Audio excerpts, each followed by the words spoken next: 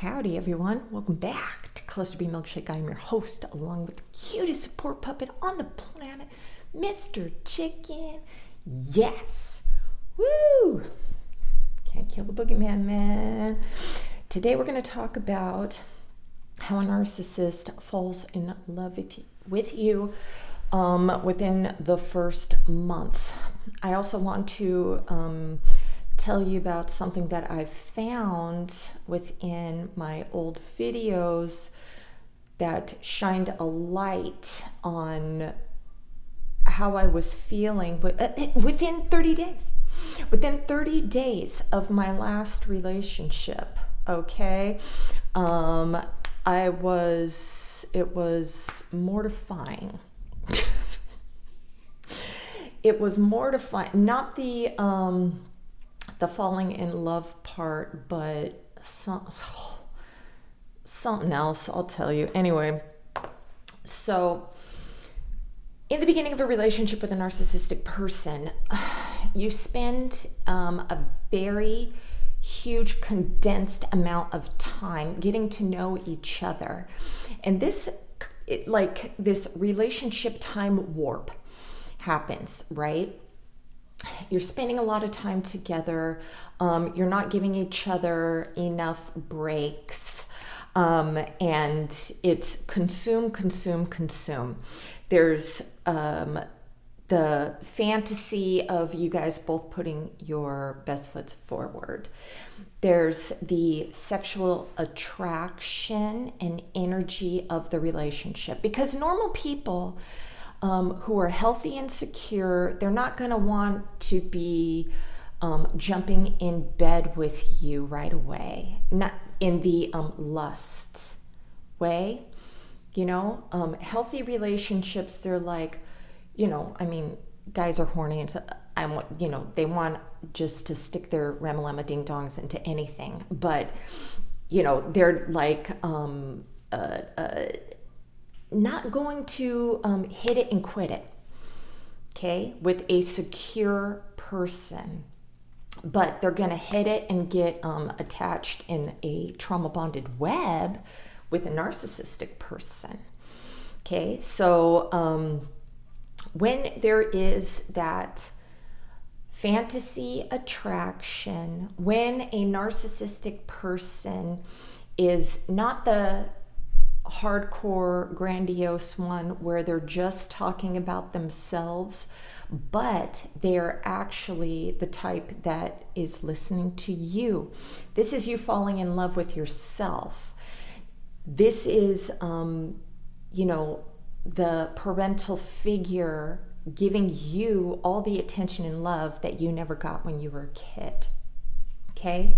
So you're falling in love with yourself. You're falling in love with the fact that your childhood is magically healed because of this person. Then you're getting all, sexually, and your panties are soaking wet and your ding dong is, breaking through the zipper and shit. Anyway, then there's going to be testing, okay? There's going to be testing in the relationship. And this is what you have. You guys can't go into relationships just like, oh, my soulmate is never going to hurt me. Now, I'm shitting on myself too, okay? Because I'm fucking stupid. I think that, my new person isn't going to hurt me. There's no fucking way. How dare he even think of trying to do anything to fuck with me, because I'm going to fuck him up. He may not know this. This is where all the testing comes in, So you're testing boundaries. Both of us are testing boundaries, really. You're not fucking perfect. You're seeing how they're going to react to you. You're testing them. This is a fucking quiz. Are you going to pass the red flag tests?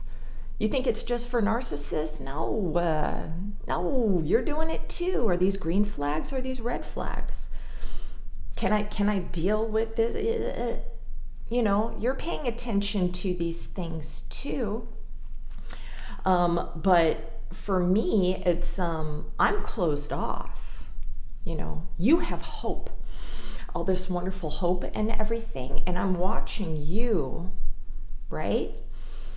But because of this time warp thing, you know, a narcissistic person is going to, you know, enmesh with you, and it's like losing consciousness or something. All of this shit that I know, I still did this, you know, with my last relationship, and I saw it in real fucking time.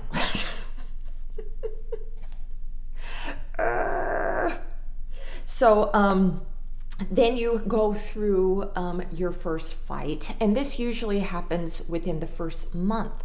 If you're doing the regular, you know, timeline of always spending time together and everything, the questioning, the testing, and then you're going to have your first little tiff. You're going to see how you repair the fight. Now, because you haven't gotten into the childhood triggers yet, a narcissistic person will be on their good behavior and think more logically, okay? And they will be able to discuss with you what went down, if there's any apologies needing to be made, or promises of never doing shit again. Please.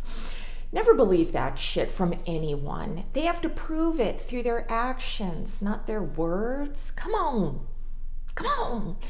But I'm not crapping on you because, you know, you have to go back together with them to see if they're going to, you know, say what they're going to do. Now, if somebody's a sloppy drunk or something, and then they were really mean to you while they were drunk, and they're like, oh, I'm sorry, I'll never do it again. Drunk me has no control, or excuse me, sober me has no control over drunk me. So me being sober and mortified about what I did, you know, when I was drunk, if I'm an alcoholic, I'm drinking again. And I'm not going to have any control over my alcoholic's mouth, okay? Don't fall for those things, all right? If you're intoxicated, you're going to be dealing with another person. And don't say, I'm the victim. I'm telling you right now, okay? Goes for drugs too, all right? So, vulnerabilities are still hidden until you have been together, you know, for several months. So, when somebody, you know, is wanting to get married, have a baby with you, move in with you and everything within this tiny small window of time, it's not a conscious, well, it could be conscious, but, you know, they do want to lock you down because, you know, you're perfect right now. And you see me as perfect right now, okay? But all the attachment styles are going to start rearing their ugly head. Childhood trauma issues are going to start coming out. Hypersensitivity is coming out. I'm going to go into defensive mode. I'm going to think that you're doing shady shit. I'm going to be second guessing everything you're saying. Another thing with narcissistic people is we think that you think like us, which means we are natural manipulators of situations. We think that you're manipulating us. So we're going to always be on the defense. And if you watched any of my other videos on, you know, emotional abuse, when we are mutually abusive, you know, or, you know, I've read off lists of things that you could be doing that you're not aware of that is emotionally abusive. you're triggering the shit out of your narcissistic person too, and you're just not fucking aware of it. So our childhoods teach us how to give and receive love and how to resolve conflict. So when you start learning about your person and you start learning about their childhood and about their parents, I am always asking about my people's parents, because this is what you watched, okay? This is what you watched. It doesn't mean that I'm not gonna fuck you up. If you had a better parental, template than me, I didn't. So my, the way I receive love from my parent is going to mess up the relationship. The way I know how to repair a fight by watching it from my parents, or the way that I made up with a parent, that's gonna fucking throw a wrench into shit. And then if you had a bad relationship with one of your parents, and you had to manipulate your parent, or, just ignore your parent, or people please your parent, this is how you learn to repair a fight, or how you receive love. If I give, I'll get. Or for a narcissist, if you don't give, I'm gonna punish the parent. Okay? All right. So now to talk about what I saw. The other day, I was going through my old videos, my old lives. I have tons of lives, but they're all set on private. Who the fuck is going to go through all that shit, and it's just going to clog up, my channel. So all of them except for the last few, are open to the public, but I still have all of them. And I went to Valentine's Day 2 years ago, and I did a live at my ex's house. And while I watched, I skipped through, and yes, I wanted to see if he was going to show up in the fucking thing, and he did, and he gave me a kiss. Anyway, yes, I watched it a couple times, all right? But I was talking, this was less than a month of being with this person, okay? And when I say a month, I mean, I was talking to him for a week. We got together for the first time. And then after the second week, we decided that we're going to be exclusive within 2 weeks. And then I'm with him for less than 2 weeks when I did this live as being exclusive. Okay? I was exclusive when I was talking to him anyways. I was exclusive for fucking 9 months before that. Fucking, I wasn't dating shit. Okay. But, the thing is within that short period of time, because we shared so much, together, exposed so much, he knew about my channel and everything. He exposed all of himself, that, when I'm watching myself on this, 2 weeks, I'm already in power couple mode. He was already my power couple. There was no waiting. The 3-month mark. No. He was already my king. Okay? He was already there. I was talking about the how fucking special we were. Everybody on the live, they were envying the relationship, and I was like shining like a diamond. I was making jokes, they were making jokes. Are you triangulating us and everything? And my sweetie came in, he gave me a kiss. He's like, yeah, she's mine, and all that shit. Now that's great and everything. But that brought, into how fast we attach ourselves to a partner. So there's the first part. Okay. We already had our first fight. I was talking about how fucking wonderful and great we are with the repair and how we're growing.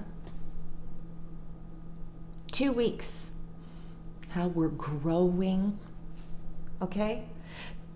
The relationship has to, relationship for a while, because basically the little garden that you're making of the relationship, you're putting in there this beautiful tree to grow and bear fruit, all right?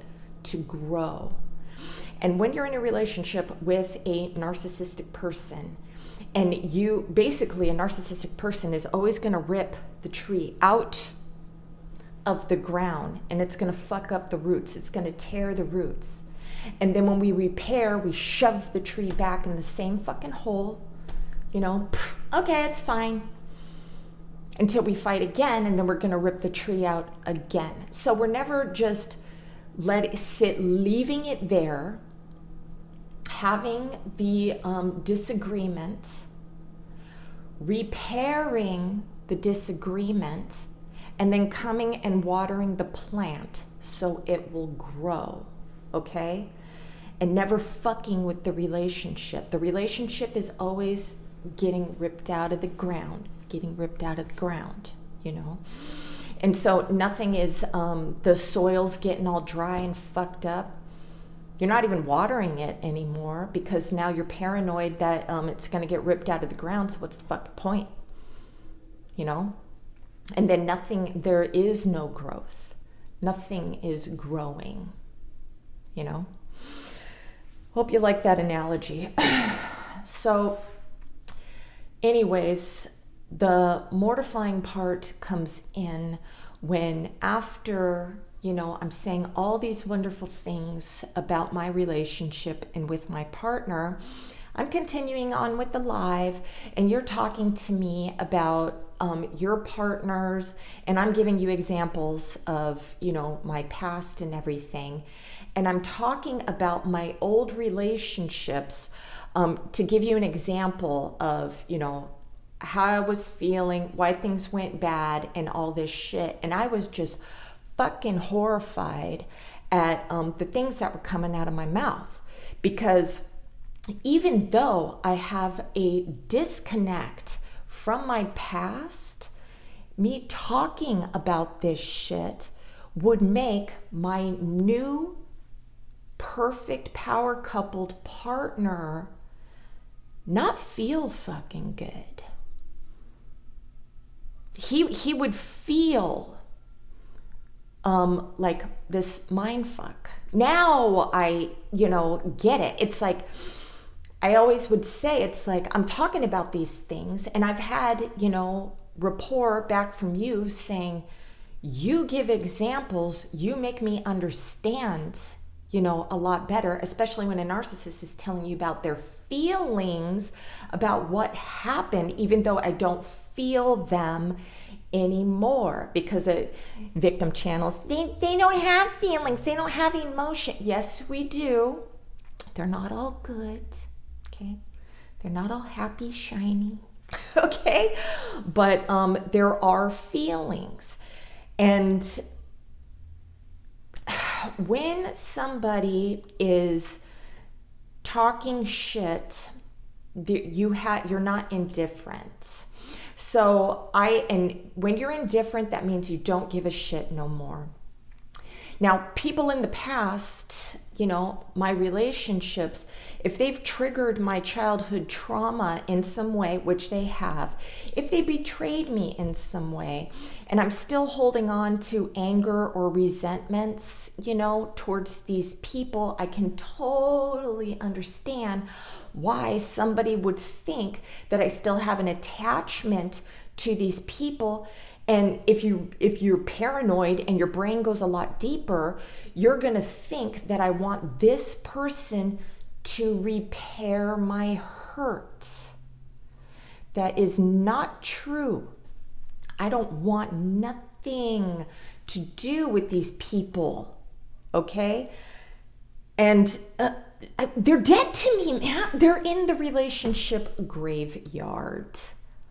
But I don't want to dismiss the way that this was brought into my consciousness, the other day, because I was always just, pushing away my ex's feelings. Do you have to talk about that all the time? Do you have to this all the time? It's like, yes.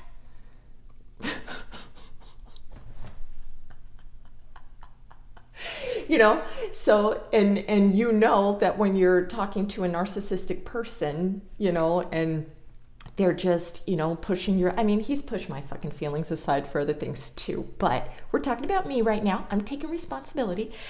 And this isn't regret or remorse. I'm learning. This is a new learning tool, right? This is why I'm just like, dude, I would love to have just mics and video cameras set up everywhere, because I can't self-reflect. I can sometimes, but not all the time, And I just think that it would be better for all of my relationships if it was fucking reality TV, But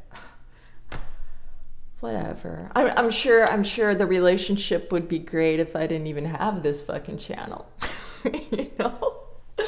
Anyways, so now I'm just like, I was having this little mini breakdown, for my future. It's almost like either I have my channel and I get everything, that a narcissistic person feeds off of having this, or I scrap the whole fucking channel for a relationship, and there's no fucking way. No way. I don't believe that I would ever feel that connected or safe with somebody after this last one. No. I will have to learn for somehow zip my lip on some shit, but that's hard too, having ADHD, because there ain't no filter there, brother. So, fuck. I don't know. Anyways, I hope that was helpful. I'm spitting. Have a great day. Wave, Mr. Chicken. Namaste.